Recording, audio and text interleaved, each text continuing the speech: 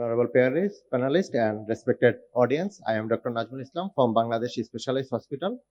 Today my topic is impossible. The word itself say I am possible. The reason behind selecting this topic will be revealed by me later on. So let's start my roller coaster rides of fear and joy. My patient is 65 years male, hypertensive, non-diabetic, ex-smoker.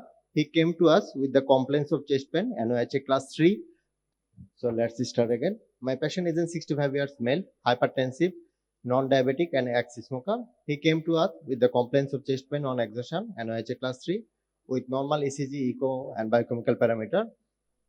Decision making was in favor of coronary angiogram as despite optimum medical management, his symptom not relieved and he was not interested to other coronary intervention like CT coronary angiography. So we have gone for coronary angiogram through right radial approach. 5 fans Tiger catheter was cannulated in the left coronary system, although not properly engaged, but still it revealed almost 100% stenosis in the proximal L6 and 70 to 80% stenosis in the proximal LAD. Right coronary artery was also cannulated by 5 fans Tiger catheter. Catheter was deeply engaged, and on changing view from LAO, we find out there is a dissection extending from the tip of the catheter towards the distal and causing RCA obstruction completely.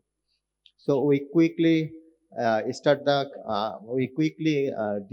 the RCA through 6 French Judkin right catheter and try to cross the wire by Rantham floppy wire, but despite several attempts, we failed to enter into the true lumen. Then we took another wire, Asian blue, which is also our workhorse wire, and tried to enter into the true lumen, but our attempts are failing. In the meantime, patient was deteriorating, his chest pain increasing, ECG showing ST elevation, and there is fall of blood pressure. Our condition is like that. We are unable to cross the wire, and we immediately notified our cardiac surgery team and want to shift the patient to the cardiac surgery. But fortune favors the brave. So we are able to cross the wire and park in the distal RCA. How we cross the wire? This is the picture I want to show.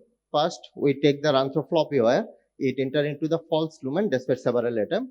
Then we took the Asian blue wire and tip of which all knuckle. So it entered into the true lumen, but as knuckle tip, there is chance of entering into the true lumen increases. Ultimately, 3 into 38 millimeter drug-eluting stent was deployed, covering the entire dissection. And in this final view, you will appreciate that there is a good TIMI3 flow in the RCA without any residual dissection. In the meantime, patient hemodynamic also increased and so does relieving of our stress. Then we go for stenting of the left coronary system. If there are 2 dissection stenosis in the LAD and L6. First, we cannulated the left coronary artery through 6 French view catheter. Wire were placed distally, and after pre-dilatation, we put a 2.75 into 4 millimeter stent, drug-eluting stent. And as there is almost 100% stenosis in the left circumflex artery, we took the support of fine cross microcatheter and changed the wire to pilot 50. And with this extra support, we were able to cross the lesion and park in the distal L6. Pre-dilatation was done by non-compliance balloon 2 into 12 millimeter.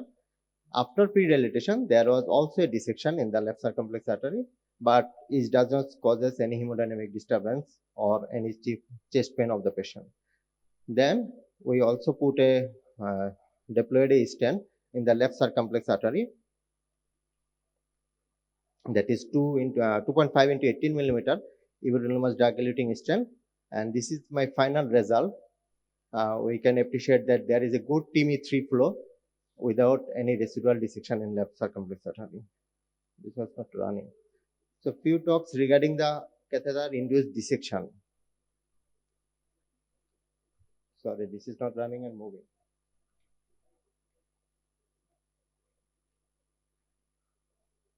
Few talk regarding the catheter-induced dissection. It is rare but life-threatening condition. Incidence is very low, less than 1%. There are multiple causes like catheter or wire manipulation. There is mechanical injury to the artery wall, passage or deployment intervention device, forceful injection of contrast medium, balloon dilatation or stenting. And the risk factors are patient having ostial coronary artery stenosis, hypertension, Marfan syndrome. congenital unicuspid or bicuspid valve, and cystic medial necrosis. The management, the important point is do not give any anti-gate injection. Try to use IVAS if you have IVAS facilities. After wire crossing, if IVAS show wire in the true lumen, stent implantation. If despite multiple attempts wire crossing was not possible, the options are conservative management, coronary bypass grafting, or bailout strategies. So my take-home message is, in case of de-engagement of the catheter, do not give anti-gate injection. Gently pull the catheter, give a small contrast to relocate the catheter tip, and if tip is in safe position, gently give the contrast injection with sustained pressure. If dissection occurs, do not get panic. Keep patience, call for help if necessary. Wire crossing is the most challenging job. Make the wire tip knuckle.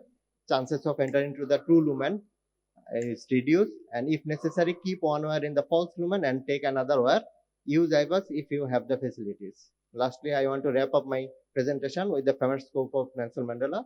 It always seems impossible until it's done. I thanks my mentor, Professor Dr. Mir Jamaluddin sir, for giving opportunity for this case. Thank you, everyone. Thank you, doctor. Now for some questions.